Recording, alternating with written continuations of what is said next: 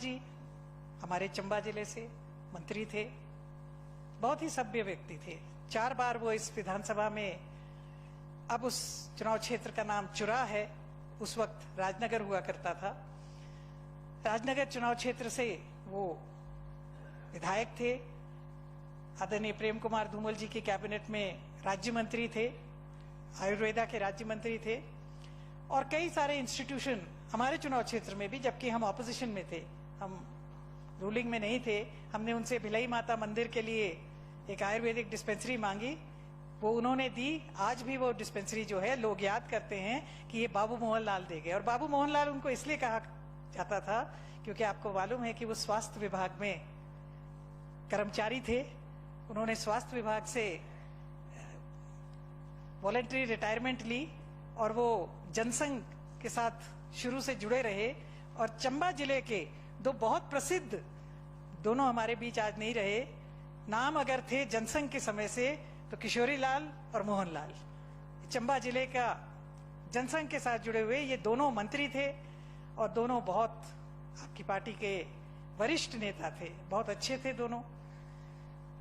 राम सिंह जी जैसा सब जानते हैं, हमने सबने जिक्र किया, क्योंकि मैं भी शिमला में बड़ी हुई हूं, बचपन से यहाँ रही हूं, तो व्हाइट वेस को कौन नहीं जानता, राम सिंह जी को कौन नहीं जानता, उनकी टोपियों को कौन नहीं जानता। और जो पूर्व विधायकों के लिए वो दौड़ भाग करते थे, हम सबको जोड़े रखते थे कि वो जब हम जीत के भी आते थे तो वो ये कहते थे, वर्तमान तो है अनिश्चित है, तुम सबका भूत होना निश्चित है, किसी ना किसी दिन तुम सब भूतपूर्व विधायक होगे, तो आप लोग सब जो है इस परिषद में शामिल जरूर हो और हमारे इस पे दस्तखत जरूर करो।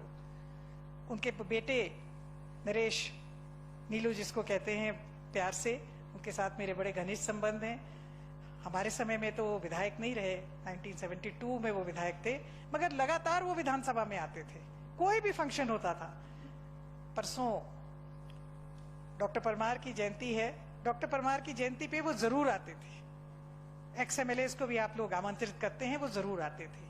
ऐसे ही जो 5वें सदस्य हैं उनको मैं नहीं जानती थी, जो बुरंज से थे श्री अमर सिंह चौधरी जी, उनको मैं नहीं जानती थी, मगर आपके माध्यम से मैं अपने आप को उनके उसमें शामिल करना चाहूंगी। इसके अलावा जो कोरोना काल में बाढ़ से, और ठाकुर नरेंद्र जी जो भी शायद सदन में नहीं है, इनकी जो माता का देहांत हुआ, हालांकि उनसे मैं व्यक्तिगत तौर पे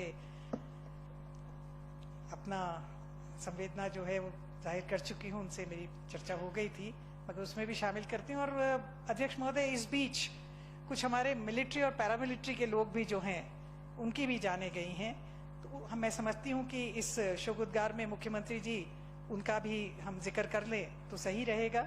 आपका बहुत धन्यवाद, आपने समय दिया और परिवार को आप हमारी भावनाएं पहुंचाएंगे ऐसे